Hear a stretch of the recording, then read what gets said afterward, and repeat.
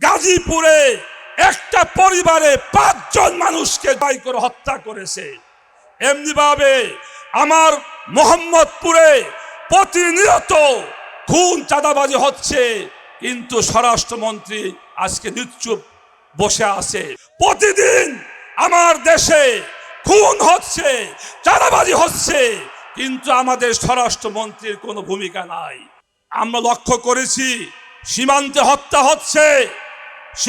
হত্যা হচ্ছে, আমাদের সরকার নীরব। আমাদের স্বরাষ্ট্রমন্ত্রী সালাউদ্দিন সাহেব, উনি আজকে তো অনেক সরব, জাতীয় সংসদে সংবিধান নিয়ে উনি খুব সরব, কিন্তু দেশের আইন শৃঙ্খলার অবনতি ওনার কোনো ভূমিকা নাই। সীমান্ত হত্যার দায় আমাদের স্বরাষ্ট্রমন্ত্রীকে নিতে হবে। আপনাকে প্রতিবাদ করতে হবে, দেশের পক্ষে কথা বলতে হবে। আর যদি মনে করেন আপনাদেরকে ক্ষমতায় আনছে আমাদের প্রতিবেশী দেশ, আরো অনেকে, তারাই ক্ষমতায় টিকিয়ে রাখবে, তাহলে এটা আপনারা ভুল করবেন। দেশের জনগণ প্রতিবাদ করতে শিখেছে, জীবন দিতে শিখেছে, রক্ত দিতে শিখেছে।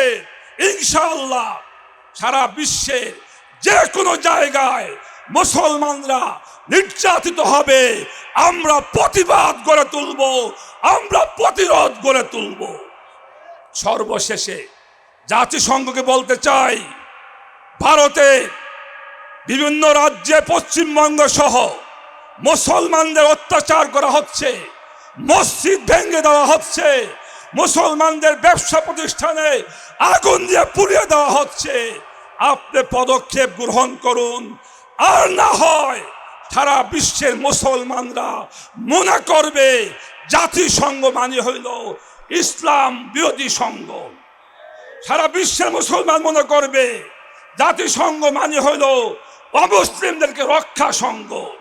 তাই আপনারা ভারতের বিরুদ্ধে ব্যবস্থা নেওয়ার আহ্বান রেখে, আমরা লক্ষ্য করেছি এই শুভেন্দু অধিকারী শপথ নেওয়ার আগেই, নির্বাচনের পরে ওই দিন রাত্র থেকে ভারতের পশ্চিমবঙ্গে মুসলমানদের বাড়ি ঘরে, ব্যবসা প্রতিষ্ঠানে, মসজিদ, দোকানে, বিভিন্ন জায়গায় তারা হামলা করেছে এবং অগ্নিসংযোগ করেছে।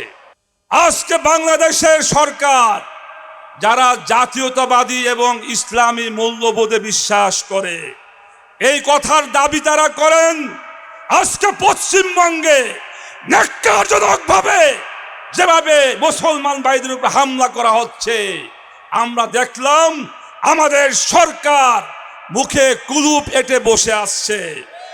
তাদের যেন মুখ থেকে কথা বের হয় না। তাদের উচিত ছিল ভারতের এই মুসলমান নির্যাতনের বিরুদ্ধে প্রতিবাদ করা, তাদের উচিত ছিল।